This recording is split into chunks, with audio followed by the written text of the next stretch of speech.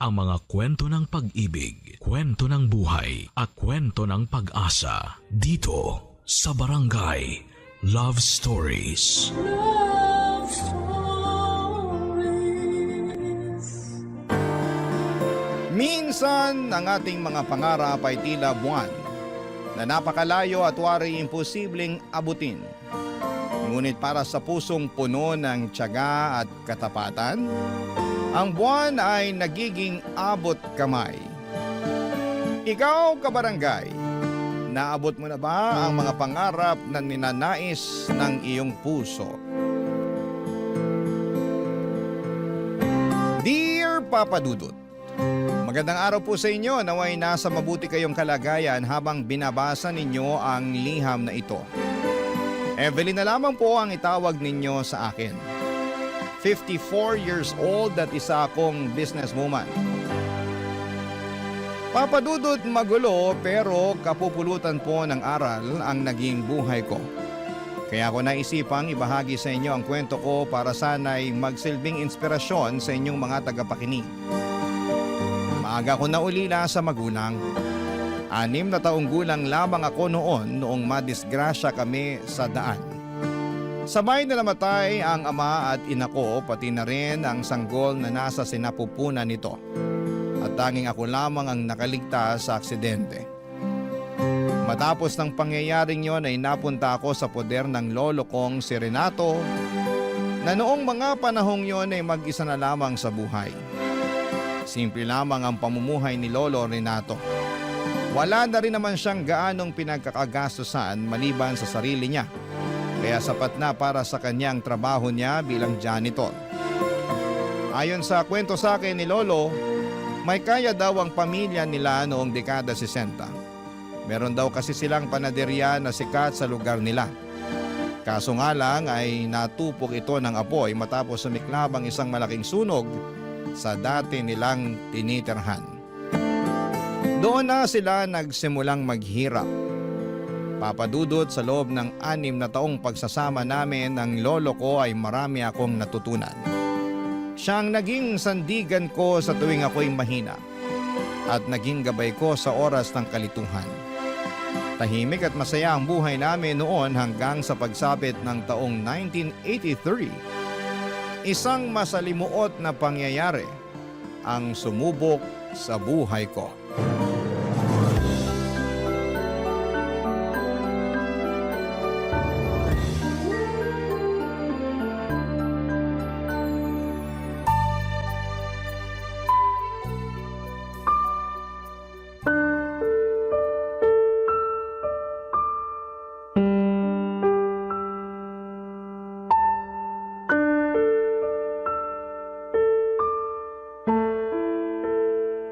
Lolo, nandito na po ako.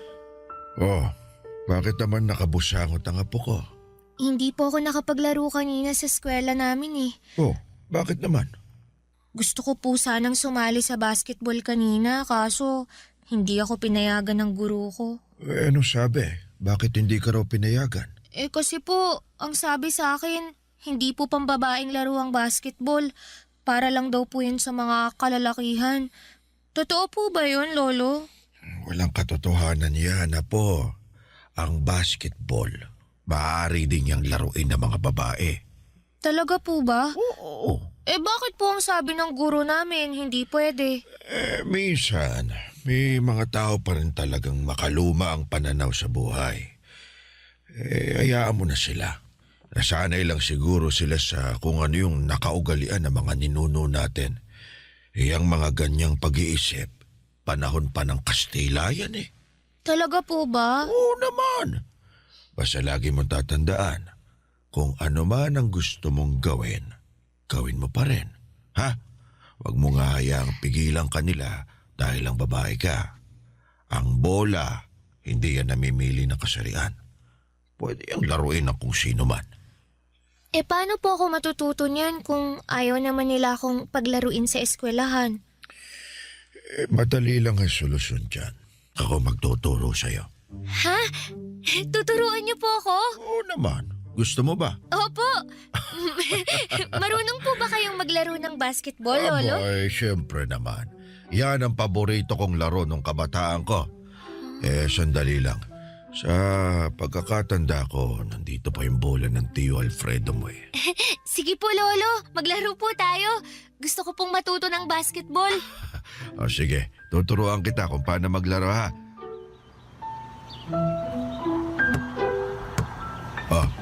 Subukan mong tumira ng 3. Sige po. Oy, Hindi naman pumasok eh. Ang hirap naman pong makapuntos, Lolo. sus, nagsisimula ka pa lang naman. Konting ensayo pa masasanay ka rin. Panoorin mo kung paano ako tumira. Pasa mo sa akin ang bola. Sige po. Ganito ang gagawin mo ha. Tuwid mo lang yung likod mo tapos tansyahin mo yung ring. Dapat sakto lang yung lakas ng pagbato mo ng bola ha. Apo. Pwede mo ring sabayan ng pagtalon katulad nito. Grabe, Lolo. Ang husay niyo naman pong maglaro. Kaya niyo pa rin palang tumalon kahit na matanda na kayo. Abay, huwag mo akong minamaliit. Manlalaro ako sa barangay namin nung binata pa ako. Gusto ko rin pong maging kasing husay niyo balang araw. Basta pag-usayan mo lang yung pag-iensayo. Sipag at tiyaga lang ang kailangan dyan. Tandaan mo sa buhay, matinding determinasyon at tibay ng loob ang sandata mo. Ito. Subukan mong agawin sa akin ng bola. Sige po. Ay! Ayan! Nakuha ko na yung bola! Yay! Lolo, may problema po ba? Parang hinihingal na kayo ah. Ayos lang ako. Ganito talaga kapag tumatanda na. Magpahinga na muna tayo saglit. Medyo napagod ako ron eh. Sige po. Gusto niyo po bang ikuha ko kayo ng tubig? Sige nga, nauuhaw na ako. Sige po. Evelyn, sandali lang. Po? Umuwi na lang tayo. Parang bumibigat na ang dibdib ko. Ano pong nangyayari, Lolo? Tumawag ka na. Tulog siya. Sa kapitbahay. Dalian mo! Lolo! Lolo! Lolo, bumangon po kayo dyan! Tulong! Tulungan niyo po kami! Tulong!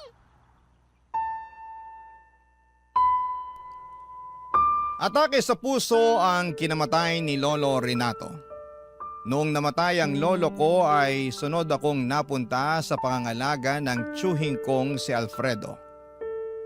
Sobrang bilis ng mga pangyayari noon na ang tanging naaalala ko na lamang ay ang patago kong pagkuha sa mga libro na palaging binabasa ni Lolo. Pati na rin ang ilang mga kwaderno nito na lagi niyang sinusulatan noong nabubuhay pa lamang siya para lagi ko siyang maaalala. Papadudod kumpara sa estado ni Lolo Renato ay mas may kaya ng kaunti si Tio Alfredo. OFW kasi ang asawa nito noon na nagtatrabaho sa Middle East bilang domestic helper. May 4 silang anak at puro lalaki ang mga ito. Sa mga unang buwan ng pagtira ko sa kanila ay naging maayos naman ang turing nila sa akin. Parang ako na ang tumayong ate sa mga pinsan ko na noon ay mga bata pa lamang. Pero sa pagtagal ng pananatili ko doon ay unti-unti ring nagbago ang pakikitungo nila sa akin. Pinaramdam nila na hindi ako parte ng pamilya nila. Ako ang pinagtatrabaho nila sa mga gawaing bahay na ayos lang naman sa akin.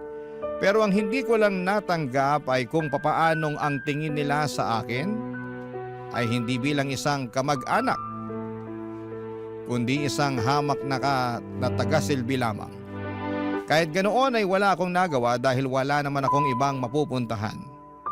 Kaya tiniis ko na lamang ang lahat ng ito, Papa Dudut. Lahat ng paghihirap.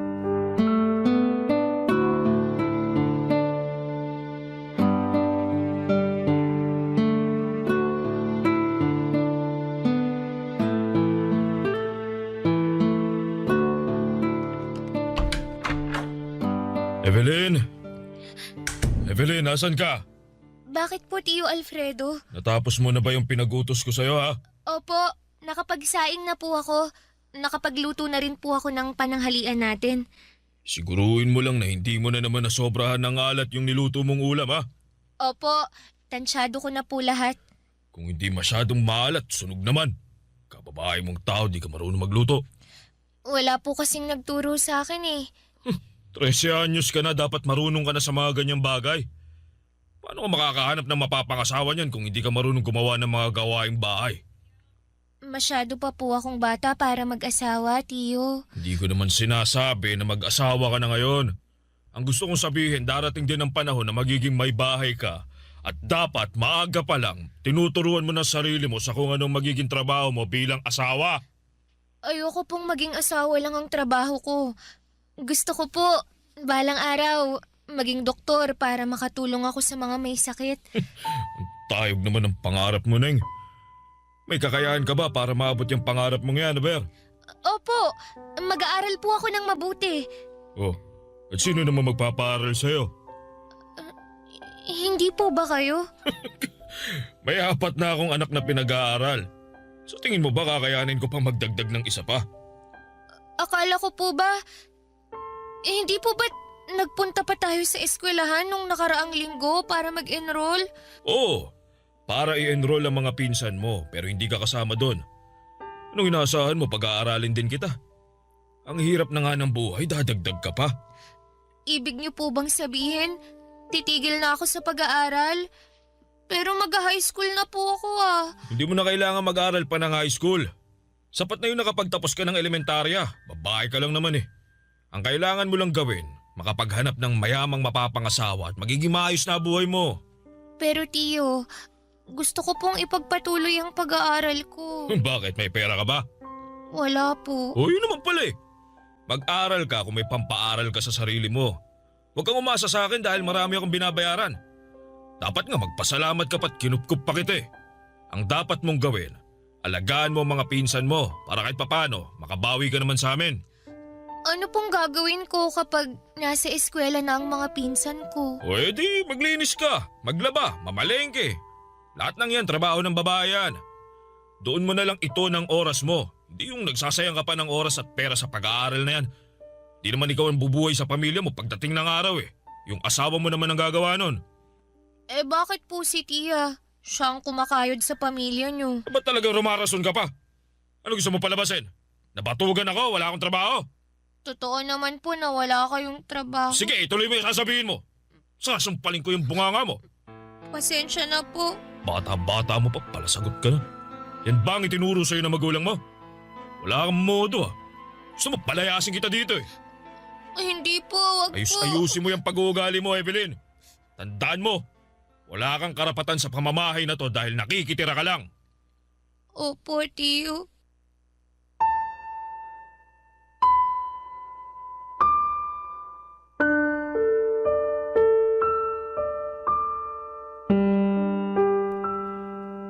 Kahit anong pagtatampo pa ang gawin ko noon ay hindi na talaga ako nakabalik pa sa pag-aaral. Gustuhin ko man ay hindi ko kayang pag-aralin ang sarili ko dahil 13 anyos pa lamang naman ako noon. Ang naging papel ko na lamang sa buhay ng tiyuhin ko ay taga-silbi sa mga anak niya. Hindi na lamang ako ate sa mga pinsan ko. Ako na rin ang nagsilbi nilang ina. Ako ang taga-linis ng bahay, taga-luto, taga-hatid at kung minsan ako pa ang taga-salon ng galit ni Tio Alfredo kapag sunod-sunod ang problema nito sa bahay. Wala rin po akong natatanggap na pera mula sa tiyuhin ko kahit na pambili man lang sana ng gusto kong pagkain. Ang sabi niya ay sapat na raw na pinapakain nila ako at binibigyan ng maayos na tirahan. Wala akong karapatang magreklamo noon dahil totoo nga naman na nakikitira lamang ako sa bahay nila. May isang pangyayari nga noong nagbabakasyon ang asawa nito galing abroad ay wala man lang ako natanggap na pasalubong. Nasa gilid lamang ako noon habang pinapanood ko ang mga pinsan ko na masayang tinatanggap ang mga bago nilang damit, sapatos at laruan. Tuwing lumalabas sila para kumain ay naiiwan ako sa bahay para magbantay. Ganon ang naging buhay ko noon sa poder ng tiyuhin ko. Pero kahit na hindi maganda ang kinakatayuan ko noon, Papa Dudut, ay hindi ko hinayaan ng sarili ko na maging kawawa. Naghanap po ako ng paraan para maiangat ang sarili ko. Papa Dudut. Barangay Love Stories. Barangay Love Stories. Papa Dudut, isang araw ay isang ideya ang pumasok sa isipan ko habang inihahatid ko ang pinsan ko noon sa eskwelahan nila. Pabalik na dapat ako ng bahay noong napansin ko ang ilang high school students na papunta sa open gym nila. Bit-bit ang kanya-kanya nilang upuan. Doon ko napag-alaman na pansamantala pala muna nilang gagawing klase ang gym dahil binabakbak ang dating high school building ng paaralan para patayuan ng bagong gusali. Dahil nasa open space sila ay naisipan kong mag-sit in sa mga nagkaklase. Kapag nakikita ako ng mga mababait na teacher ay hinahayaan lamang nila akong makinig sa klase. Pero kapag nakatsamba naman ako ng masungit ay pinapaalis nila ako. Ganun na po ang naging buhay ko sa sumunod na taon, Papa Dudut. Nakasalalay na lamang sa diskarte para matustusan ko ang mga pangangailangan ko. Bawat oportunidad na dumarating sa harapan ko ay niyayakap ko. Katulad na lamang noong nakita kong nangangailangan ng tagahugas ang tindera sa school canteen. Agad ako nag-volunteer na maging tagahugas. Kapalit ng 2 piso para may panggastos ako sa sarili ko. Malaking bagay ng 2 piso noong dekada 80 para sa isang batang tulad ko, Papa Dudut. Sa panandaliang panahon ay nagkaroon ako ng pagkakaabalahan. Pero mabilis din itong natigil dahil mas lumala pa ang kalbaryong pinagdadaanan ko. Nung isang sekreto ang aksidente kong nasaksihan na siyang bumago sa takbo ng buhay ko.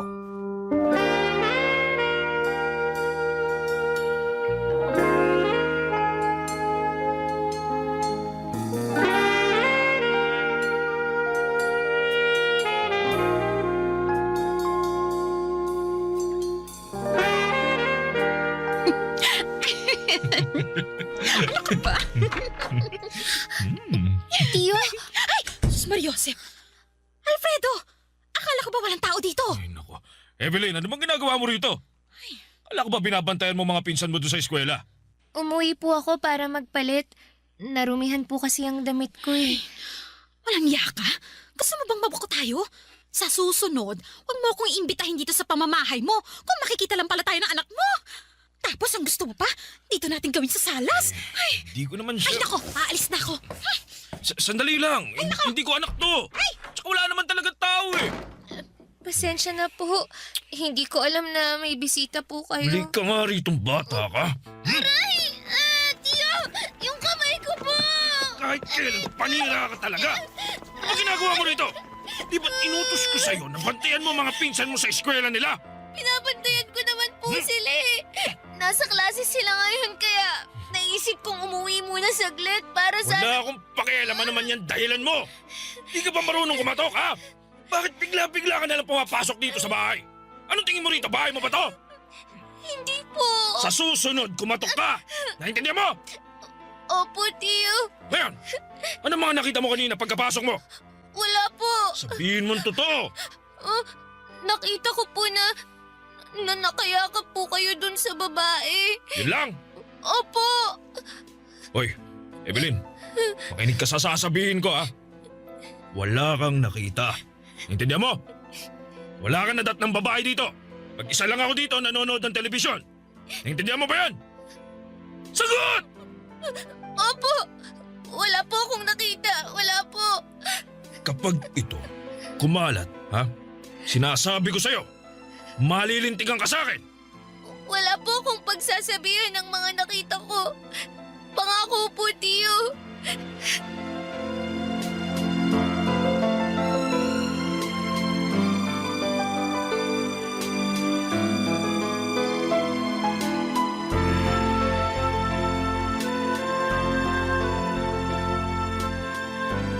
Evelyn! Evelyn! Po, Tiyo Alfredo, may ipag-uutos po ba kayo? Anong ginawa mo? Ano pong ibig niyong sabihin? Wala po akong ginagawa. Hindi ba't nag-usap na tayo? Hindi ko po kayo maintindihan. Ikaw ang nagkalat ng balitang yon, no? Ano pong balita? Ang mahangan ka pa? Ikaw ang nagkalat na may babae ako! Hindi po! Wala po akong pinagsabihan sa mga nakita ko. Anong wala? Paano malalaman ng mga tao na may inuwi akong babae dito sa bahay kung hindi manggagaling sa'yo? Hindi po kung... Huwag ka nang sumagot! Magdadahilan ka pa! Alam ko namang gusto mo akong bawian eh. Nang dahil sa bunganga mo, nag-aaway kami ngayon ng asawa ko. Gusto niyang makipaghiwalay sa akin ngayon. Ano, masaya ka na? Masaya ka na ba na mawawala na ng inang mga pinsan mo? Hindi po. Naiinggit ka siguro sa kanila dahil wala ng mga magulang mo kaya sinisira mo pamilya namin. Alam mo, ang dapat sa'yo, turuan ng leksyon eh. Ha? Nasaan na ba yung pamalo ko, ha? Ha? Eto, sigurado ako magtatanda ka rito. Tiyo, wag po. Wala kang utang na loob! Tiyo, tama na po. Ha? Aray! Masakit po. Tama na, Tiyo. Ikaw na nga ang kinupkup namin. Ikaw pa ang malakas na loob na sirain ang pamilya ko. Tama na po. Grabe na po kayo sa akin. Ba't malakas na ang loob mo ngayon? Sumasagot ka na talaga. Ano? Bakit ganyan ka makatingin? Ha? Kaya mo nang lumaban ngayon? Isusumbong ko po kayo sa mga pulis. O edi sumbong mo ako. Gusto mo samahan pa kita eh. Ha? Liga rito. Aray! Tiyo! Yung kamay ko po! Masakit po! Lumayas ka sa pamamahay ko. Ayoko nang makita ang pagmumukha mo rito. Subukan mo pang tumapak sa pamamahay ko. Hindi ka na makakaalis dito ng buhay. Malis ka sa harapan ko. Alis!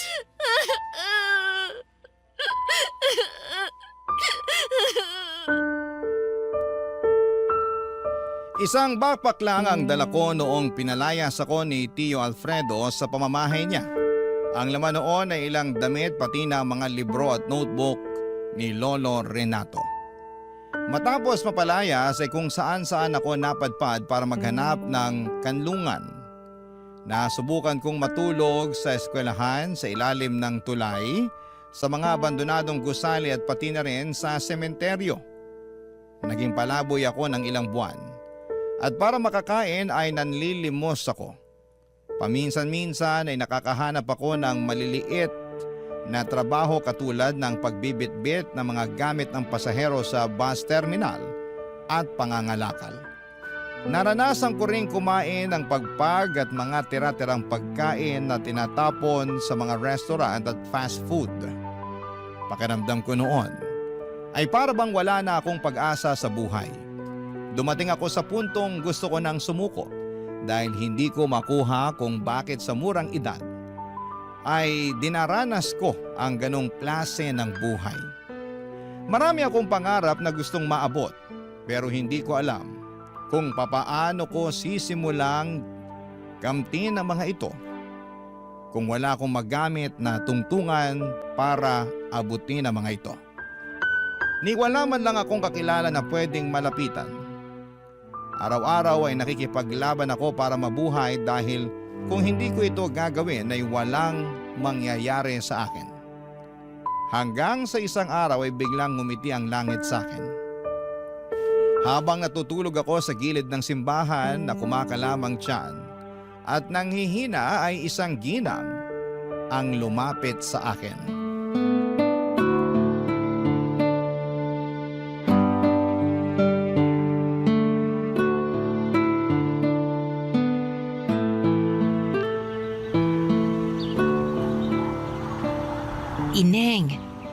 Ineng, kumising ka na dyan. Ano po yun? Hindi ka ba naiinitan dyan sa kinahihigaan mo? Abay, tirik na tirik ang araw, oh. Pasensya na po. Bawal po bang matulog dito? Hindi naman, pero pwede kang lumipat ng pwesto kung gusto mo para hindi ka na mainitan dyan. Ako, kawawang balat mo niyan. Hindi ko na po napansin na mataas na pala ang araw. Hindi po ako nakatulog ng maayos kagabi Umulan po kasi. Naku, kawawa ka naman. Hindi ka pa siguro kumakain. Ay, sandali lang. May dala akong tinapay dito sa bag ko. Oh, heto, tinapay. Para naman magkalaman ng sikmura mo. Maraming salamat po. Oh, tapos ito, piso, pambili mo ng panulak. Maraming salamat po, Ale. Heneng, ano palang pangalan mo? Evelyn po. Ako naman si Nenita. Palagi kitang nakikita dito sa tabi ng simbahan kada linggo eh. Pero hindi ko pa nakikita ang mga magulang mo. Nasaan ba sila? Wala na po akong magulang. Namatay po sila sa aksidente. Mahabaging Diyos. Mukhang ang bata mo pa para mawala ng magulang ah. Ilang taon ka na ba? 14 po. Wala ka bang ibang kamag-anak na pwedeng kumupkup sa'yo? May tsuhin po ako pero pinalayas niya po ako. Bakit naman? Akala po kasi niya ako yung nagkalat na may iba siyang babae. Nagalit siya tapos pinaalis na niya ako sa bahay nila. Kaawaan ka ng Panginoon. Paano ka nila natitiis na palaboy-laboy na lang sa lansangan? Nasanay na po ako. Simula nung nawala ang mga magulang ko, pati na rin si Lolo Renato. Wala na akong naging kakampi sa buhay. Sanay na po akong mag-isa. Alam mo, Evelyn, hindi ka naman talaga nag-iisa eh. Kapag kailangan mo ng kasama, ng makakausap. Ayan, bukas ang simbahan para sa lahat ng tao. Manalangin ka. Kausapin mo ang Panginoon. Nakapasok ka na ba dyan? Opo, minsan kapag nanlilimos po ako. Kaso, ipinagtatabuyan lang ako ng mga tao eh.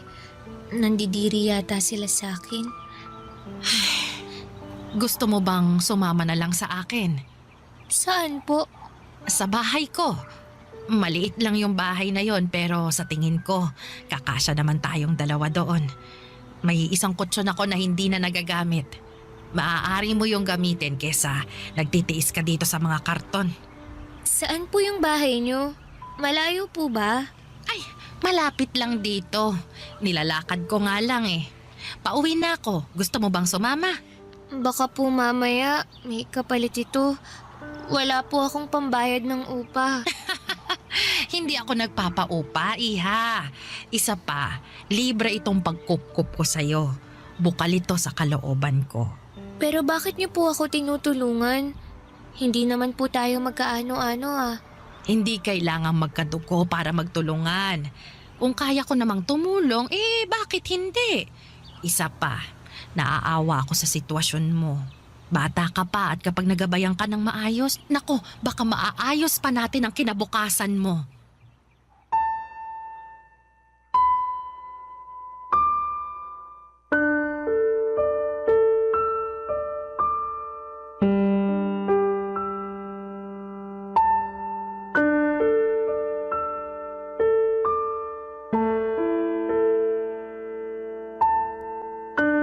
Papadudot, hindi po ako mapagtiwalang tao dahil na rin sa mga pinagdaanan ko sa buhay.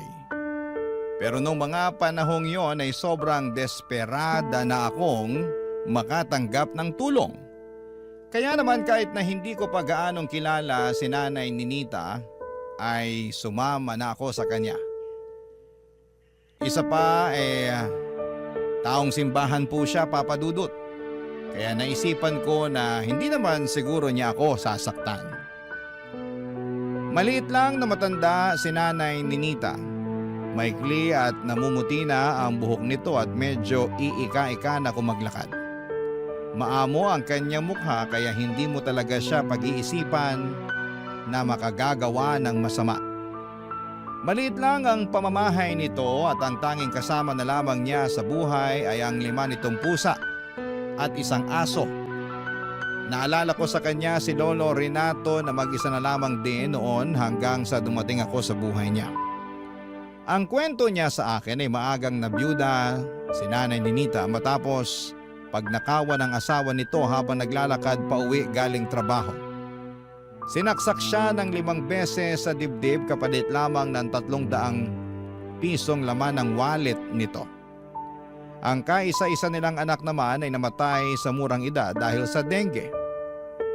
Dahil nga sa masalimuot na buhay na pinagdaanan ni Nanay Ninita ay hindi na siya nakapag-asawa pa. Nilaan na lamang niya ang oras niya sa pagiging alagad ng Diyos. At simula noon ay mag-isa na lamang siyang namumuhay. Papa Dudut, totoo nga na bilog ang mundo. Dahil kung noon ay nasa ilalim ako, nung inampon ako ni Nanay Ninita, ay yun na rin po ang simula ng pag-angat ng aking buhay. Barangay Love Stories. Barangay Love Stories. Si Nanay Ninita ang nagturo sa akin ng mga bagay na noon ay hindi ko pa alam. Sa kanya ko natutunan kung paano dumiskarte at tumayo sa sarili kong mga paa. At sa unang pagkakataon ay muli kong naranasan ang pagkalinga mula sa isang nakatatanda. Bilang isang dalagang walang sapat na karanasan kung paanong haharapin ang mga pagsubok ng buhay ay labis ang aking pagpapasalamat kay Nanay Ninita sapagkat siya ang naging gabay at sandigan ko sa aking paglaki. Pinag-aral po ako ni Nanay Ninita at kahit mas matanda na ako kesa sa mga kaklase ko, ay hindi ko yon inalintana. Ang mahalaga ay makapagtapos ako at ipagpatuloy ko ang pag-abot ko sa aking mga pangarap. Siya rin ang naging tulay upang mas makilala at mapalapit ako sa Diyos. Madalas niya akong isama noon sa mga aktibidades ng simbahan katulad ng mga Bible study, charity work, youth activities at kung ano-ano pa. Sa bawat akbang na aking tinatahak ay dama ko ang paggabay niya. Hindi lamang bilang isang nakatatanda kundi bilang isang tunay na magulang. Si Nanay Ninita ang tumayong haligi at ilaw ng aking buhay. Dahil sa kanya ay natutunan kong pahalagahan ang bawat sakripisyo nito at natuto akong manampalataya at magmahal ng walang hinihinging kapalit. Bilang tugon sa lahat ng mga kabutihan at pagkalinga niya, buong puso ko siyang tinuring na aking sariling ina. Sa ganong paraan, Papa Dudut, ay nabigyan ko siya ng anak na matagal na niyang ninanais. Isang bagay na hindi niya naranasan, Papa Dudut.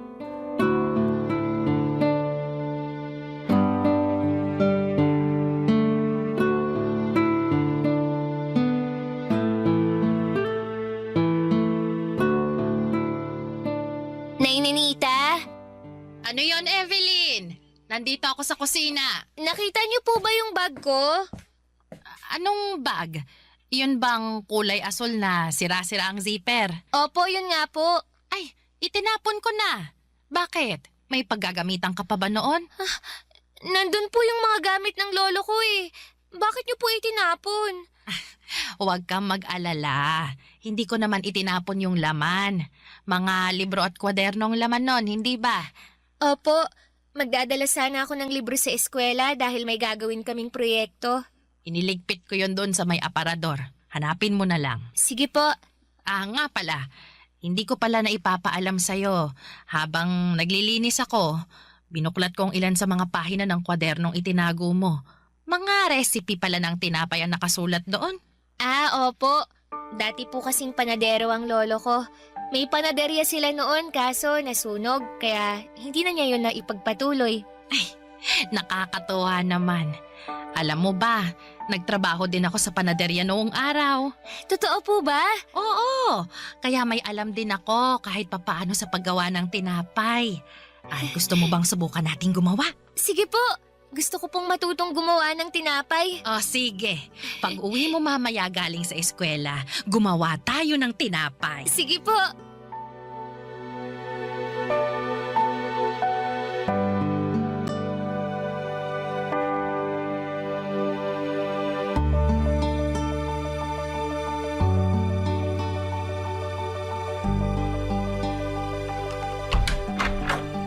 Nay Ninita, nandito na po ako.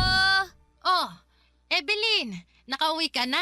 Ay, sakto. Katatapos ko lang ihanda itong mga gagamitin natin sa paggawa ng tinapay. Ano pong klaseng tinapay ang gagawin natin? Monay!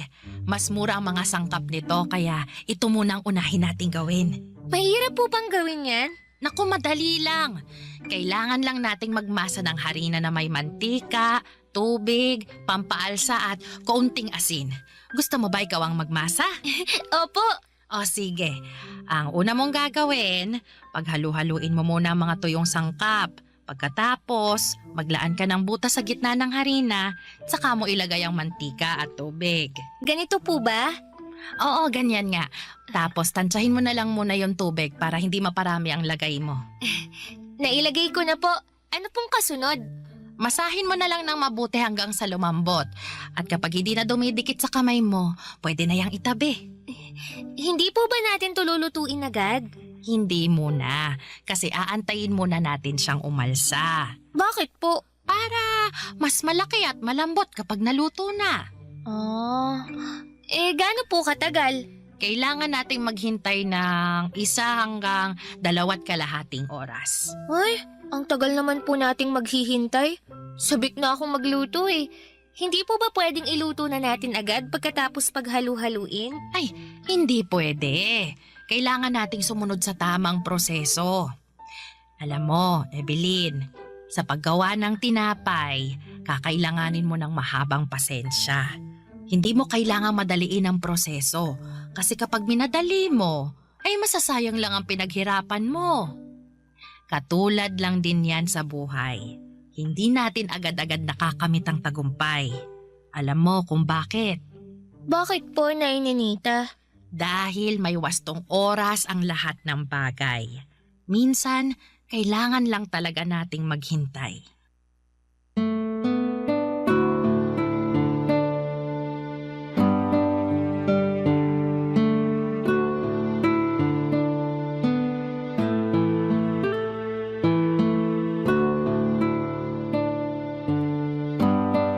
Papadudot nung nagkaroon ng isang charity event sa simbahan ay naisipan namin ni Nanay Ninita na gumawa ng tinapay para ipakain sa mga nag-volunteer na sumali sa naturang kaganapan. Hindi namin inaasahan na marami ang magkakagusto sa tinapay na ginawa namin. Doon namin naisipan ni Nanay Ninita na gawin na po itong negosyo. Kada madaling araw ay bumabangon na kami ni Nanay Ninita para gumawa ng tinapay. Ang mga tinapay na yon ay nilalako ko noon sa eskwelahan namin. Ang perang nakukuha namin mula doon ay siya namang pinangtutustos ko sa pag-aaral ko hanggang sa tumungtong ako sa kolehiyo. At sa tulong nga po ng scholarship na natanggap ko mula sa simbahan, ay nakapagtapos ako at agad na nakapasok bilang sekretarya sa isang LGU. Doon ay unti-unti akong nag-ipon para maipatayo ang plano naming pwesto ni Nanay Ninita. Gusto ko kasing ibalik noon ang panaderya na naging negosyo ni Lolo Renato. Total ay recipe naman niya. Ang ginamit namin ay mabuting bigyan ko rin siya ng pagkilala. Dahil kahit na wala na siya sa mundong ito, ay malaki pa rin ang naging tulong niya upang mabago ang buhay ko. Naging matagumpay ang bakery business namin ni Nanay Ninita pagsapit ng bagong dekada. Taong 2001 ay unti-unti namin itong napalago hanggang sa hindi na namin namamalayan na maginhawa na pala ang buhay namin. Malayo na po ito sa paghihirap na pinagdaanan ko noong bata pa lamang ako, Papa Dudut.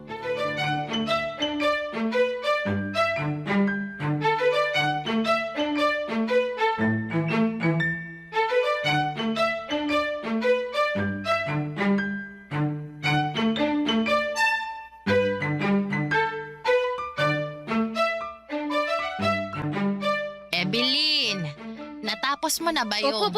Wait a minute, kaping mainit. Diyan lang po muna kayo sa kinatatayuan nyo. Oh, bakit? May sorpresa po ako sa inyo. Ipikit nyo muna yung mga mata nyo. Ano na namang sorpresa yan? Eto na, nakapikit na ako. Sandali lang po. Inaayos ko lang yung ibang detalye, ha? Ayan. Ready na po ba kayo? Ready na ako. Buksan nyo na po yung mga mata nyo. Charan! Totoo ba yan, Evelyn? Opo. Nung lumabas kayo kanina papuntang palengke, naisip kong mag-bake ng cake para sorpresahin kayo. Matagal ko na pong plano to eh. Nako! Ang ganda. Saan mo naman natutunang gumawa niyan? May binili po akong cookbook. Sinundan ko lang kung anong nakasulat doon. Sige na, Nay. Tikman niyo po. Sige na nga. Matikman nga yung gawa mo. Masarap naman ba yan? Hindi po ako sigurado. First time ko palang gumawa eh. Ay, sandali lang po. Ikukuha ko kayo ng platito. Sana hindi matigas yung tinapay. Gaano po kalaki yung gusto nyo? Nako, bigyan mo ako ng malaking slice dahil gutom ako. Napagod akong mamalengke. Sige po. Yan. Isang malaking slice para sa inyo.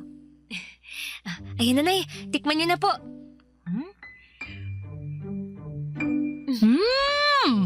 Masarap ah. Totoo po ba? Baka naman sinasabi nyo lang yan para hindi ako masaktan.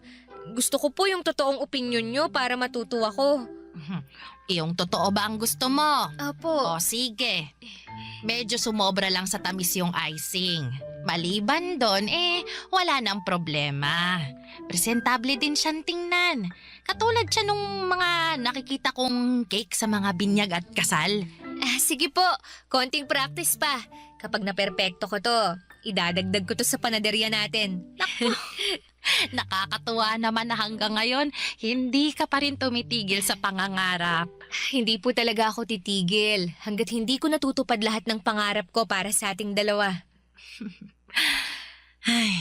Ang layo na talaga ng narating mo, Evelyn. Sinong mag-aakala na yung batang natutulog lang sa tabi ng simbahan noon, ngayon, nagmamay-ari na ng sariling bakery. Tuwing nakikita ko itong tagumpay na tinatamasa mo ngayon, lubos na nagagalak ang puso ko. Hindi ko po maaabot ang lahat ng to kung hindi dahil sa inyo.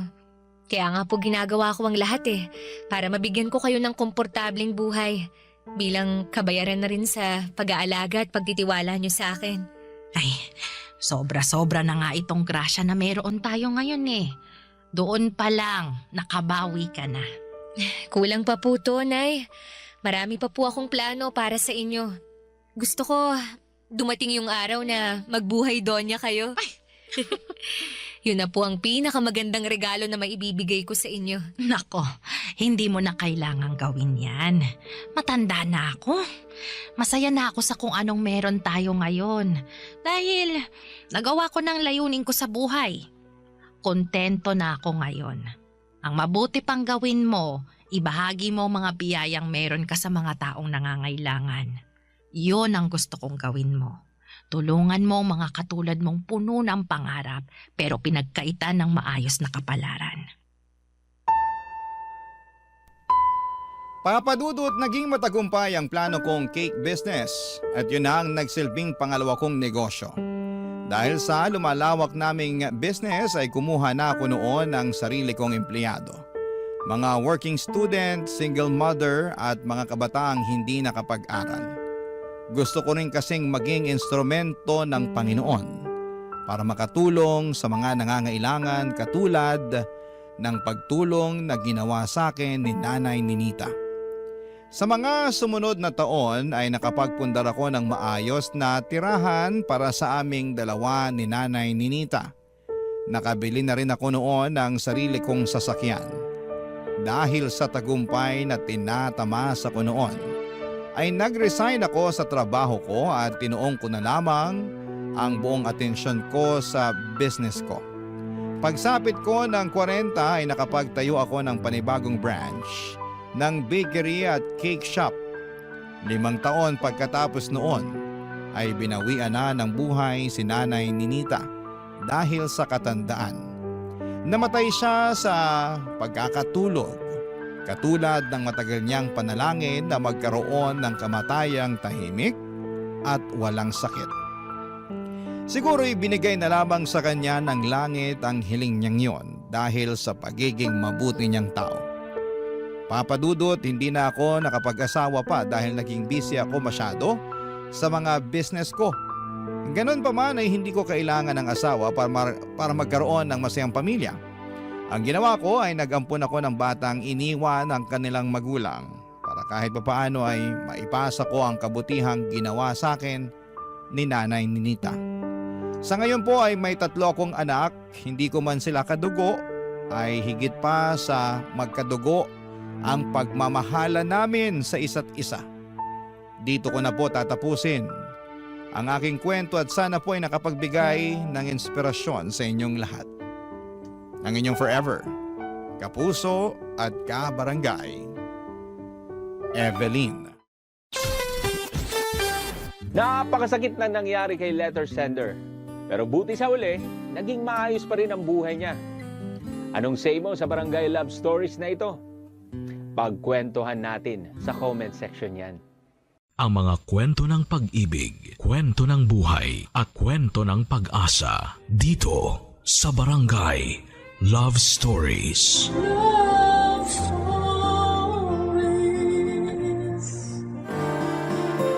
Masarap ang makipaglaro, lalo na kung pareho kayong magaling ng taong kalaro mo. Pero kapag puso na ang pinag-uusapan ay mahirap itong paglaruan dahil tiyak na iiyak ang taong talo sa dulo. Ikaw kabarangay, naranasan mo na bang maging talunan sa laro ng pag-ibig? Dear Papa Dudut, magandang araw po sa inyong lahat. Dwight na lamang ang itawag nyo sa akin, 33 years old, at isang single na computer engineer. May rason kung bakit ako single hanggang ngayon, Papa Dudut. Ito'y dahil takot ako sa commitment. Hirap na hirap akong makipag-commit sa isang tao dahil naniniwala ako na mauubos lang ang panahon ko rito. Para kasi sa akin, nanakawin lang ng pakikipagrelasyon ang oras ko. Kaya naman mas pinili ko na lamang na huwag maghanap ng kapareha sa buhay ko. Late bloomer po kasi ako, Papa Dudut. Kung kailan ako tumanda na ay saka ko na lang na-enjoy ang pagkabinata ko. Ang mga bagay na dapat ay ginawa ko noong nasa 20s pa lamang ako ay saka ko na lamang nagagawa noong nag-30 na ako. Noon kasing bata-bata pa ako ay wala akong ibang ginawa kundi ang magtrabaho para sa pamilya ko. Ako po kasi ang tumayong breadwinner ng pamilya namin matapos mamatay ang tatay ko sa aksidente sa motor. Ako ang tumulong kay nanay na pag-aralin ang 2 nakababatang kapatid ko. At noong makapagtapos sila ay saka na lamang ako nakapag-focus sa sarili ko. Isa pa ay hindi ko magawang makipagrelasyon noon dahil masyado pa akong maraming pinoproblema sa buhay ko. Toxic ang kinalakhan kong pamilya, Papa Dudut. At ayaw ko nang palalain pa ang problema ko sa pamamagitan ng pagkakaroon ng girlfriend, lalo na't isa sa pangunahing nagbibigay ng stress sa akin ay ang bunso kong kapatid na si Elise, Papa Dudut.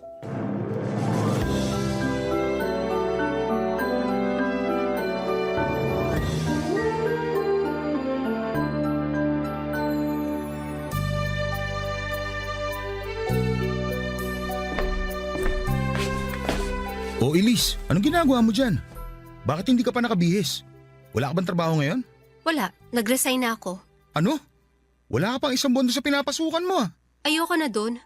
Ang swapang ng boss ko, lagi akong pinipilit mag-overtime, hindi naman dinadagdagan ng sweldo ko.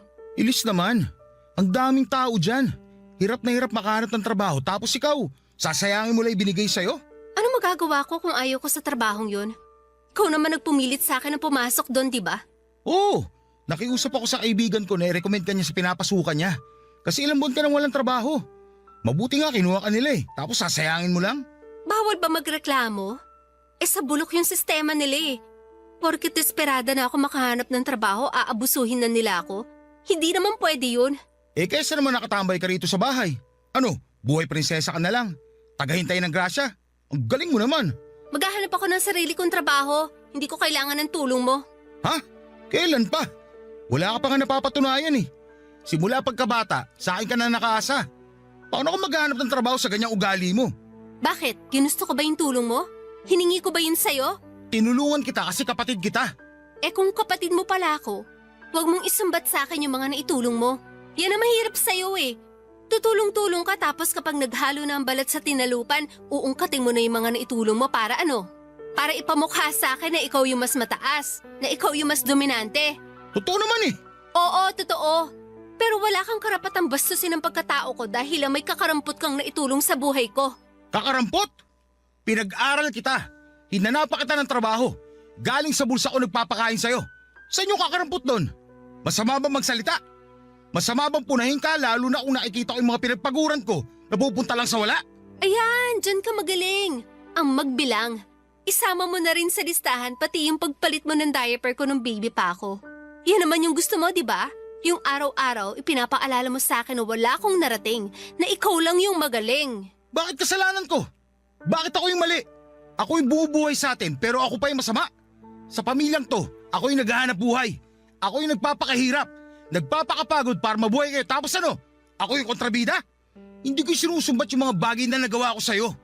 Ang gusto ko lang naman, pahalagahan mo yung mga paghihirap ko.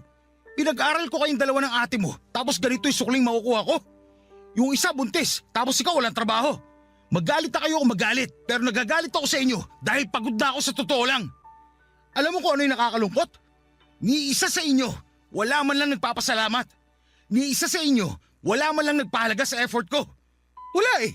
Sinanay nyo na kasi mga sarili nyo na nandito lang ako, nasasagot sa mga problema nyo. Tapos ka na ba? Gusto mo makarinig ng salamat? Eh di salamat. Salamat, huwaran kang kapatid. Ikaw na ang pinakamagaling. Ikaw na ang uliran sa lahat. Ikaw na. Pakaalis na nga. Hoy! Napakawala mong kwentang kausap!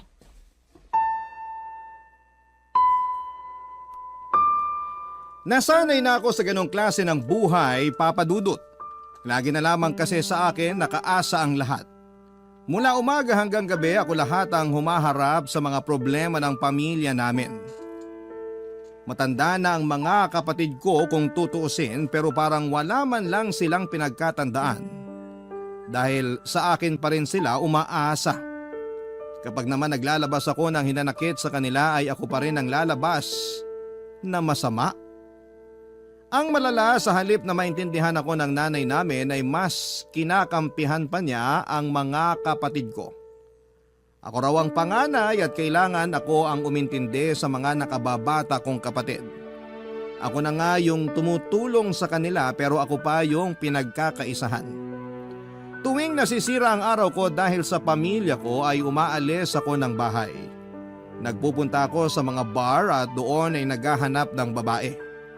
May isa akong lugar na paulit-ulit na pinupuntahan kung saan ako nakakakilala ng mga kababaihang willing makipag one night stand.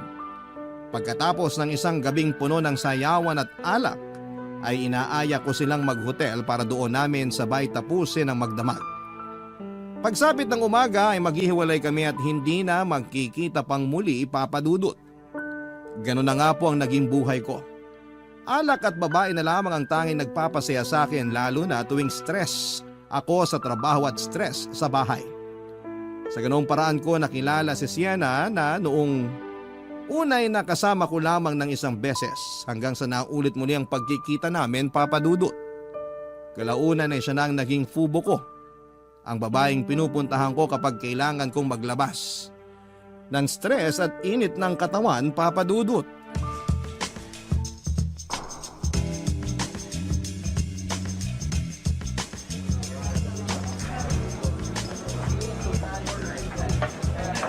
Wednesday ngayon ah. Bakit bigla ka nag-aya? Walang pinipiling araw ang pagiging bad mood ko. Bad trip ka na naman? Parang nagiging synonymous na ang pangalan ko sa pagiging bad mood mo ah. Yun naman talagang rason ba tayo nakikita, di ba? Ikaw ang gamot ko tuwing nasisira ang araw ko.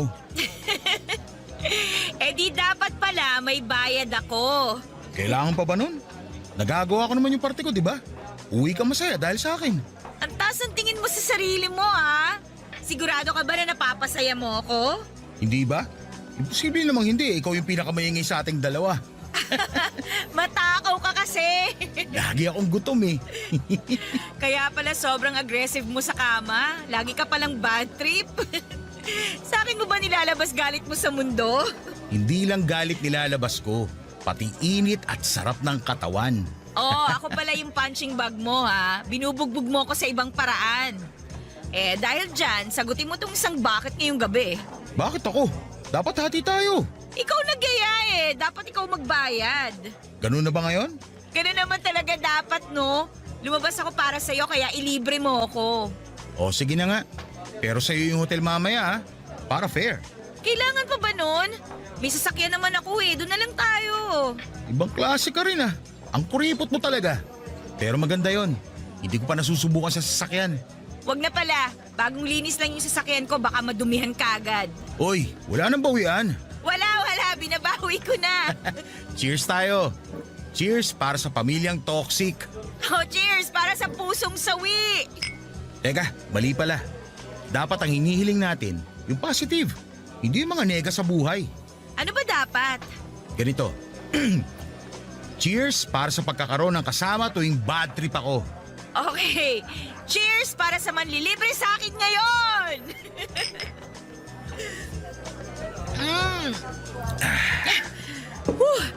Tuloy na lang kaya natin to sa hotel. Ayaw mo na ba rito? Masyadong maingay Bili na lang tayo ng maiinom sa labas tapos sa hotel na tayo uminom. Sige ba, para diretso na rin tayo. Magkaaya ka pa kasi sa bar pwede namang rekta na. Sorry naman po, alam ko na sa susunod. Saan tayo? Sa dati ba? Try naman natin sa iba. Kabisado na nila mukha natin sa dati. Sige. May alam ako. Tara, lika na. Isang buwan na ang lumipas simula nang nakilala ko si Sienna. 2:00 noon ng madaling araw noong napansin ko si Sienna na mag-isang nakatayo sa may gilid ng stage sa bar na pinupuntahan ko. Nakahawak siya ng isang baso ng beer at tahimik na nakikinig sa kumakantang banda. Tandang-tanda ko pa ang suot niya na black dress na abot hanggang taas ng tuhod. Papunta na sa kulay na brown ang mahaba nitong buhok na hanggang balikat. Ganong klase ng babae ang mga tipo ko, Papa Dudut. Kaya nung nakita ko siya ay agad ko siyang nilapitan at nakipagkilala ako sa kanya. Ang unang pagkikita namin yon ay nauwi sa kama. Akala ko noon ay hindi na masusundan pa ang pagkikita namin. Ganon kasi karaniwan ang mga nai-encounter kong babae. Pagkatapos naming pagsaluhan ng isang mainit na gabi ay hindi na ulit kami nagkikita kahit kailan. Pero sa pagkakataong yon ay nagkita ulit kami ni Sienna sa parehong bar pagkalipas ng ilang araw. Pinagsaluhan ulit naming dalawa ang ilang bote ng beer saka namin ito tinapos sa loob ng isang hotel malapit sa amin. Nang gabing yon ay naisipan naming dalawa na maging magpartner na lamang sa kalokohan. Nagpalitan kami ng contact number at tuwing kailangan niya ng kasama ay ako ang tinatawagan niya. Ganon din ako na kapag buwisit na buwisit ako sa buhay ay tinatawagan ko siya.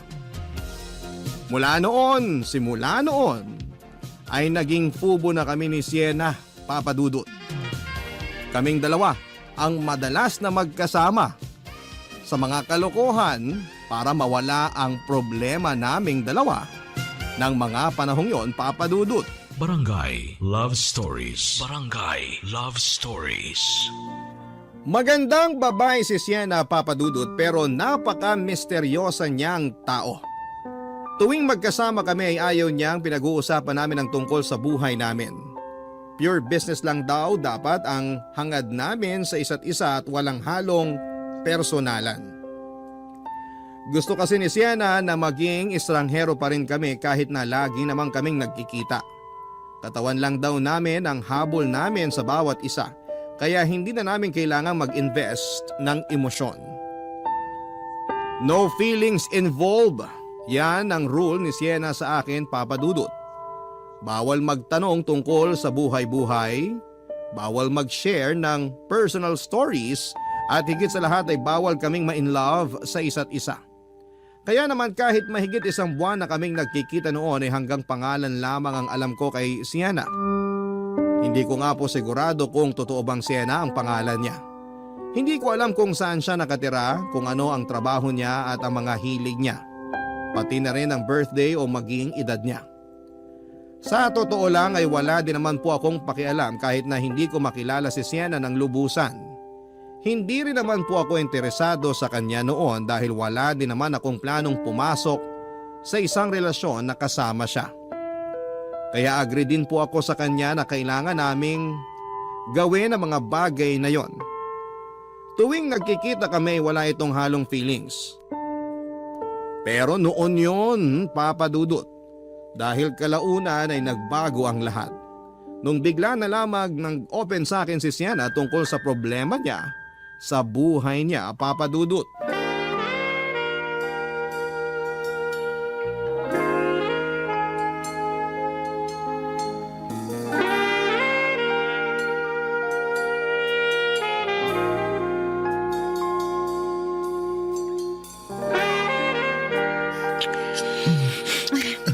Sandali lang. Bakit? Wala talaga ako sa mood ngayon eh. May problema ba? Pwede bang pass muna tayo ngayon? Bakit naman? Tagal nating di nagkita eh. Excited pa naman ako makita ka. Ay, ang dami ko kasing iniisip ngayon eh. Eh di sana hindi ka na lang nagpunta kung ayaw mo pala. Anong gagawin natin ngayon dito? Umuwi na lang tayo. Pasensya na talaga ha. Dali lang. Uwi agad? May problema ba? Sabihin mo na, baka makatulong ako. Wala. Akin lang yun. Hindi mo na kailangan malaman kung ano yung pinagdadaanan ko ngayon. Alam kong eto lang ang meron tayo ngayon. Pero pwede naman magkwento eh. Marami na tayong pinagsamahan, kaya wala nang kaso sa akin yun. Di ba nga, ang rule natin, bawal magkwento tungkol sa personal na buhay? Lahat ng rule may exception. Kung problemado ka talaga, gawin natin exception tong araw na to. Sige na, nandito ako bilang kaibigan mo. Tungkol saan ba yung iniisip mo? Tungkol sa ex ko. Oh, ano meron sa kanya? Gusto na niya makipagbalikan sa akin. Ganun ba? Eh anong problema dun? Ayaw mo na sa kanya? Gusto. Gusto ko ring makipagbalikan sa kanya. Pero mawawala yung point ko kung binalikan ko siya lalo na kung wala naman siyang ipinagbago. Ano bang rason ng hiwalayan nyo? Marami siyang issues eh. Sa sarili niya, sa pamilya, sa lahat ng bagay. Kaya kami naghiwalay kasi nadadamay ako sa kanigahan niya. Tuwing may problema siya, pati ako nahihirapan. Eh ganun naman talaga dapat, di ba? Nagtutulungan kayo sa mga problema nyo? Eh pero masyado nang malala yung issues niya eh. Alam mo yun, yung imbis na ma-enjoy namin yung moment naming dalawa, lagi na lang niyang nasisira dahil sa ugali niya. Napakaliit niyang tao pero ang daming bitbit na problema ng babaeng yun. Teka, babae? Oh, Dwight, may girlfriend ako. Ex-girlfriend. You mean? Bisexual ako. Pareho akong nagkakagusto sa babae at saka sa lalaki. Romantically attracted ako sa mga babae pero sexually mas gusto ko sa lalaki. Teka. Oh, ngayon ko lang nalaman yan ah. Oh, ngayon alam mo na. Ngayon, alam ko na nga. Kung ako tatanungin mo, isa lang ang sagot siya sa problema mo. Ano? Mahal mo pa rin ba siya hanggang ngayon? Oo. Pero gusto ko kasi ayusin niya muna yung buhay niya. Hindi ko trabaho bilang girlfriend ang umayos ng buhay ng isang taong madaming pasang problema. Kung gusto niya makipagbalikan sa akin, ayusin na muna niya yung sarili niya. Eh di sabihin mo sa kanya yan. Malay natin, yan ang maging rason para magbago na yung tao. Sana nga. Ganun lang naman kasimple yun eh. Pag-usapan yung lahat. Kung wala magbabago, eh di wala magkakabalikan. Oo, alam ko na yan. Yun naman pala eh. O ikaw naman. Anong ako naman? Eh di ba problemado ka rin sa pamilya mo? Ikaw naman magkwento para fair. Usual na toxic family lang naman yung pinagdadaanan ko. Isang pamilya na sa akin lahat nakaasa. Lalo na yung kapatid kong bunso. Puro problema na lang ang dala sa akin. Eh baka naman maging siya, marami ding problema, kaya ganun. Parang pareho lang din naman pala tayo ng pinagdadaanan eh. Ibabalik ko sa iyo yung sinabi mo. Kausapin mo yung kapatid mo. Alamin mo kung saan nanggagaling yung mga problema niya. Baka yun ang solusyon sa pinagdadaanan mo ngayon. Malabo na mangyari yun. Try mo lang. Okay, sige. Subukan ko siyang kausapin. Ikaw din. Kausapin mo rin yung ex mo. Sabihin mo sa kanya lahat ng ayaw at gusto mo para alam niya ginagawa niya. Okay, try ko. Ano? Pwede na ba natin ituloy yung ginagawa natin? Pass pa rin. Inom na lang tayo. Libre ko. Daya naman. Sa unang pagkakataon ay nasilip ko ang mundo ng babaeng gabi-gabi kong nakakasama. Ang dating black and white na pagtingin ko kay Sienna ay biglang nabigyan ng kulay. Hindi na lamang siya si Sienna na nakakasama ko sa inuman. Hindi na lamang siya ang Sienna na nakakasama ko sa ilalim ng kumot sa isang kwartong walang bintana. Siya na ngayon si Sienna na matapang man tignan pero malambot naman pagdating sa ex-girlfriend niya. Para siyang walang pakialam sa mundo pero marupok naman pagdating sa pag-ibig. Pagkatapos ng pag-uusap namin yon ni Sienna ay sinunod ko ang mga payo niya sa akin, Papa Dudut. Kailangan ko raw kilalanin pa ang kapatid kong si Elise para mapakinggan at malaman kung saan ang gagaling ang ginagawa nitong pagrerebelde. Kung iisipin ay hindi talaga kami close ng kapatid kong yon. Noong kasing nag-aaral pa lamang siya ay wala siyang ibang ginawa kundi ang gumala kasama ang mga kaibigan niya. Hindi nito sineseryoso ang pag-aaral niya kaya ilang beses siyang bumagsak sa mga subjects niya. 7 taon siyang nag-aral, Papa Dudut, bago siya nakapagtapos sa kolehiyo. Doon nagsimula ang hindi namin pagkakaintindihang magkapatid. Ang awayan namin yon ay nabuo hanggang sa nasanay na lamang kaming dalawa na hindi magkasundo. Kaya naman, noong naabutan ko si Elise sa bahay isang gabi ay kinausap ko siya ng masinsinan.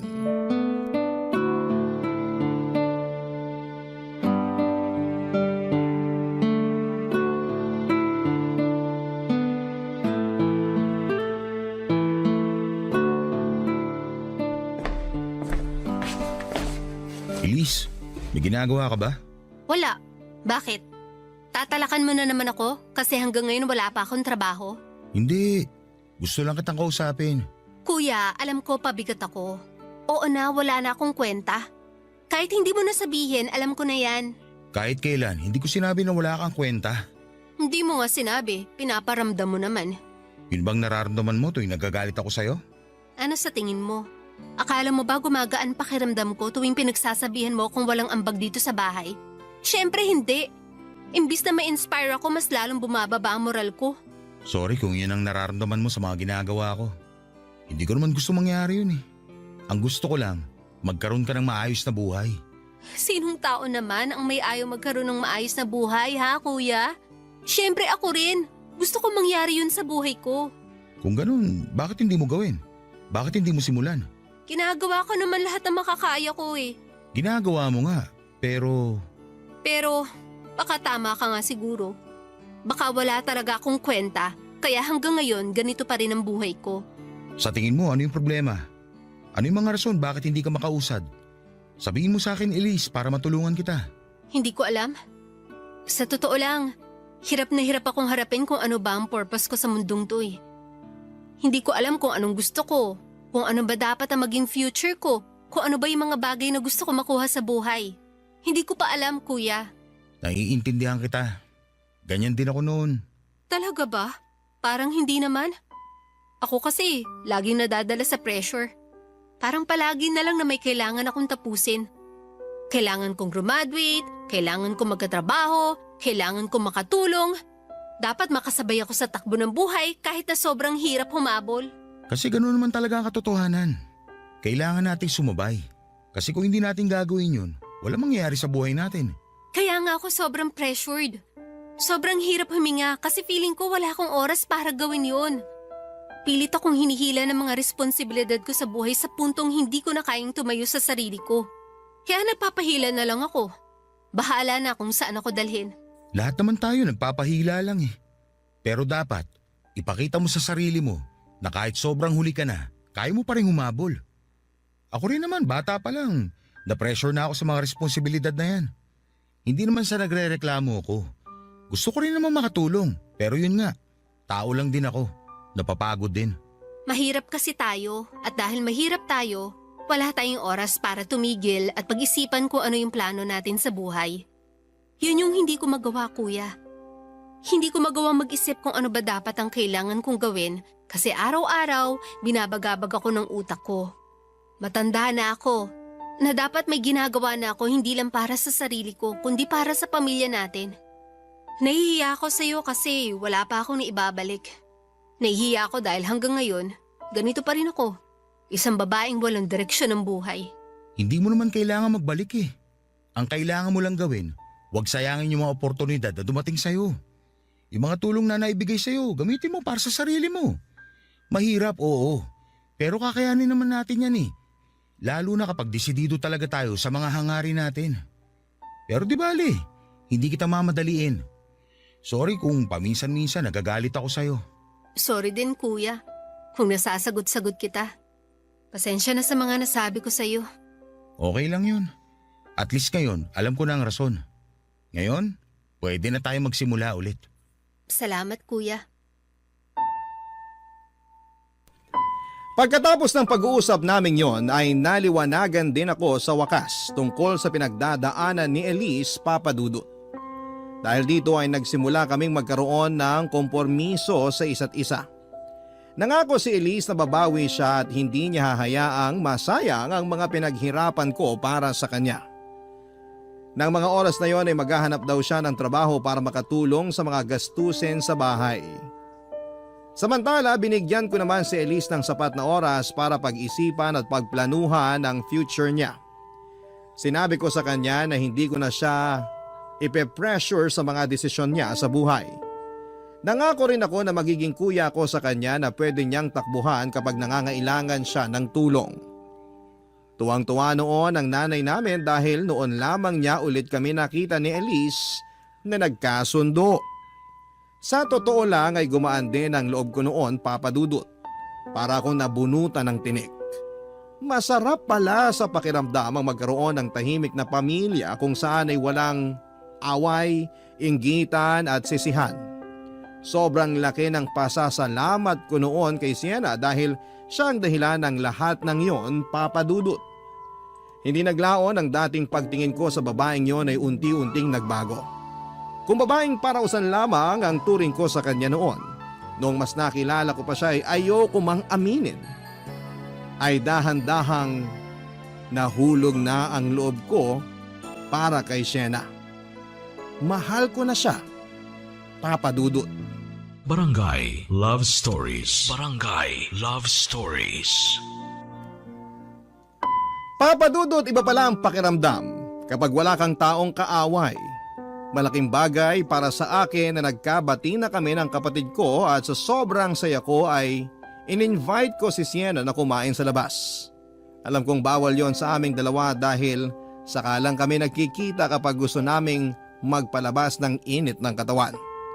Pero sa pagkakataong yon ay sobrang thankful lamang talaga ako sa kanya kaya gusto ko siyang i-treat sa labas.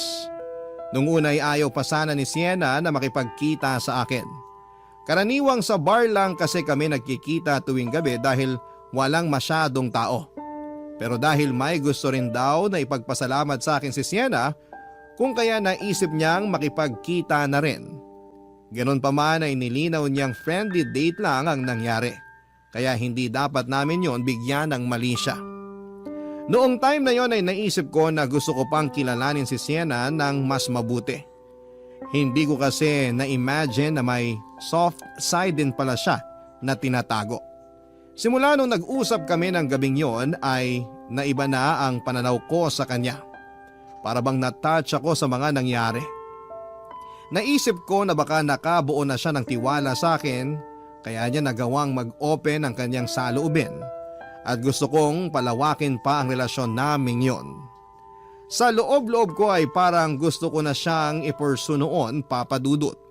Kahit na alam kong ayaw niyang makipagrelasyon sa lalaki, ay sinubukan ko pa rin ang swerte ko at nagtapat ako ng nararamdaman ko para sa kanya.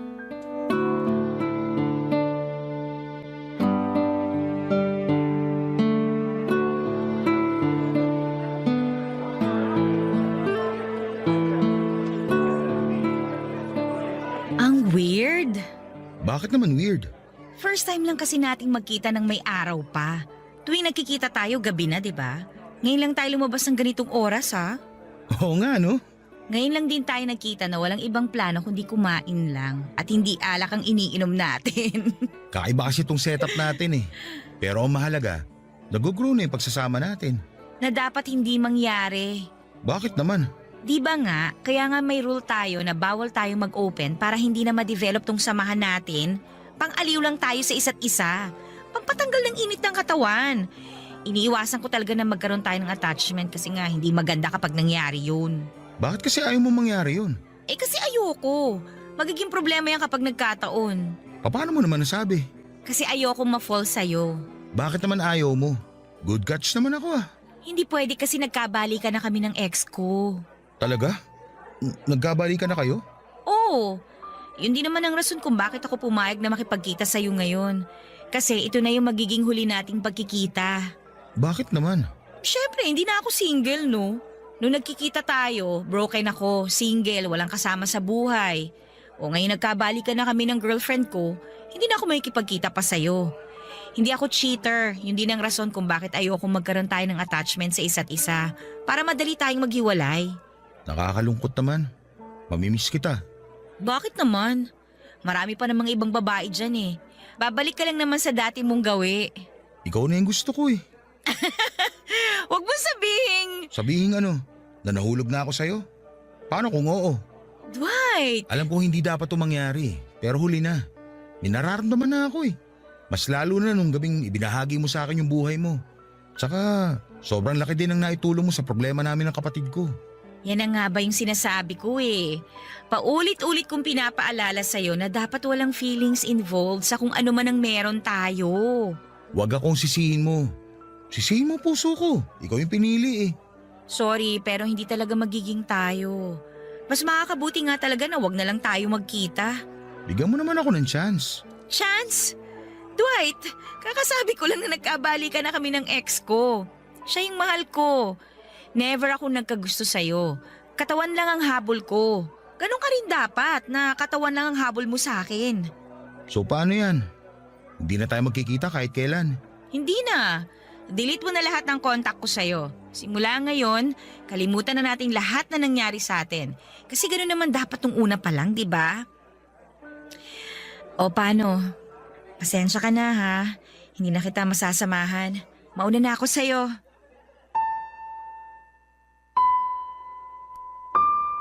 Nalungkot ako, Papa Dudut, sa pagkakahiwalay namin ni Sienna.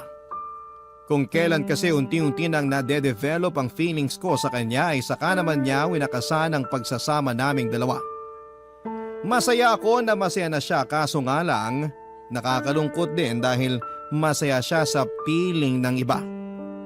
Wala naman po akong ibang choice kundi ang sumunod sa gusto nito. Kung ayaw na niyang ituloy ang ginagawa namin ay wala na akong magagawa pa doon. Pagkatapos ng date namin yon ay nagpaalam na kami sa isa't isa at hindi na nagkita pang muli. Never na niya akong kinontak noon at kahit na gustong gusto ko siyang tawagan at i-text ay hindi ko ito ginawa dahil alam ko namang may karelasyon na siya at ayaw kong makasira ng maayos na relasyon. Masaya pa rin naman ako, Papa Dudut, dahil nakatulong ako sa love life ni Sienna.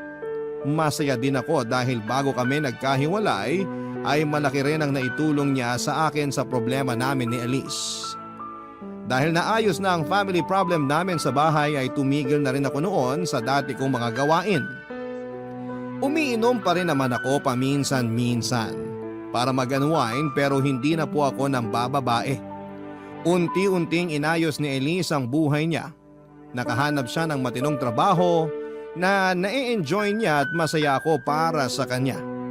For the first time ay nagkaroon kami ng Pasko na tahimik, masaya at punong-puno ng pasasalamat.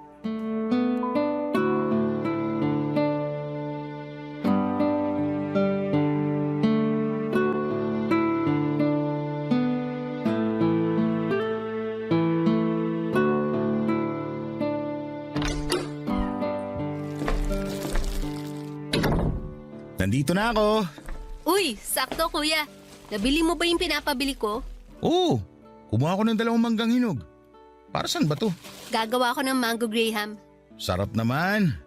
Parang ngayon lang kita makikita magluto ah. Hindi naman yung lulutuin eh. Yun lang ang kaya kong gawin, kaya yun ang ambag ko ngayong Noche Buena. Ito naman yung akin. Cake. Lapag ko na dito sa mesa. Mukhang marami tayong kakainin ngayong gabi ah. Oo nga eh. Nakakatuwa kasi ngayon lang ako nakaramdam ng ganito sa Pasko. Anong ibig mo sabihin? Ngayon lang ako naging masaya. Naalala mo ba last year? Kumakain tayo ng walang kibuan kasi nagkasagutan tayo nun. Talaga ba? Hindi ko na maalala eh. O kaya, galing kasi ako sa labas. Pinagalitan mo ko kasi mas importante pa sa akin ang mga kaibigan kaysa sa pamilya noon. Pero ngayon nagbago na ako. Priority ko na ang pamilya natin. Nakakatuwa naman kung ganun. Masaya ako na matatapos ang taon na nagkapatawaran na ang lahat. Tsaka isa pa kuya, may bisita pala ako ngayon. Talaga? Nasaan? Papunta pa lang siya rito. Baka darating na rin yon maya-maya. Sino ba yun? Basta, papakilala ko siya sa inyo nila mama pagdating niya. Boyfriend mo ba? Basta, surprise ko siya sa inyo. Oh, siya na yata yan. Ako na magbubukas.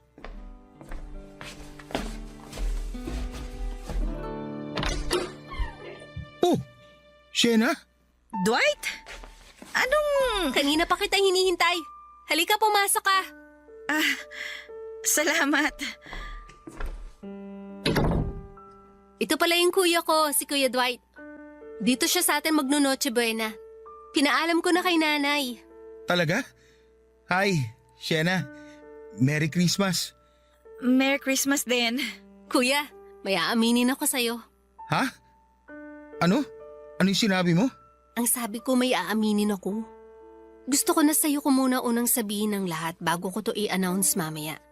Baka kasi hindi matanggap ni nanay yung surprise ko. Mas maganda na may backup ako. Sige, ano ba yung aaminin mo? Gusto kong ipaalam sa'yo ang totoo, kuya. Nagkakagusto ako sa babae. Siya ang girlfriend ko. Ha? Si Shena?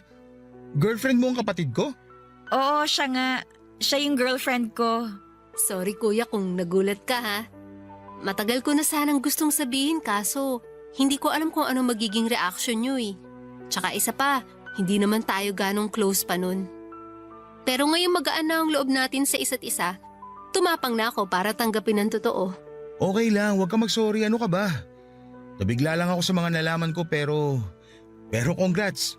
Natutuwa ako na may tiwala ka na sa akin. Sa tingin mo, tatanggapin kami ni nanay? Oo naman. Akong bahala sa kanya. Salamat kuya. Tulungan mo ko. Gagawa ako ng Graham. Paborito mo yon, di ba? Oo. Excuse lang ha. Maiwan ka muna namin. Sige. Enjoy kayo sa paggawa ng Mango Graham.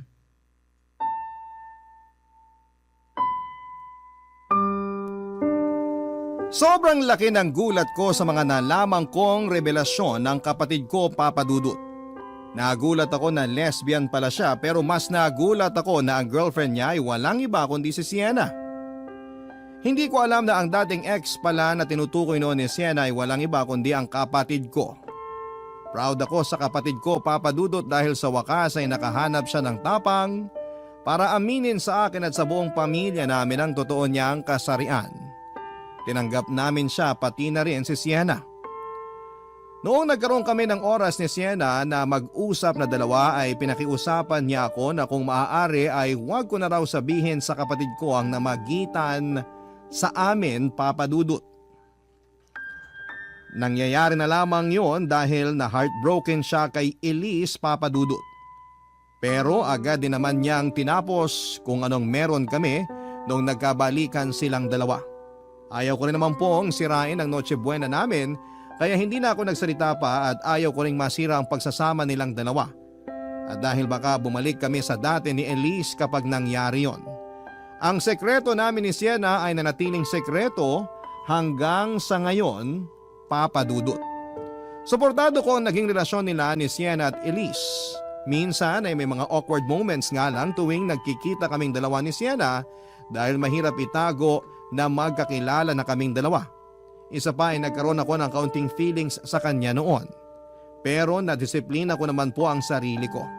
Gusto kong maging mabuting kapatid kay Elise kaya naman kung ano man ang nangyari sa pagitan namin ni Sienna noon ay kinalimutan ko na lamang, Papa Dudut. Hanggang sa ngayon ay going stronger pa rin silang dalawa. Sa kabilang banda naman ay naghahanap na rin po ako ng babae na willing na tanggapin ang commitment na ino-offer ko sa ngayon. Tapos na po kasi ako sa stage ng pagiging binata at sa tingin ko ay oras na rin po siguro na bumuo ako ng sarili kong pamilya. Ito po ang kwento ko, Papa Dudut.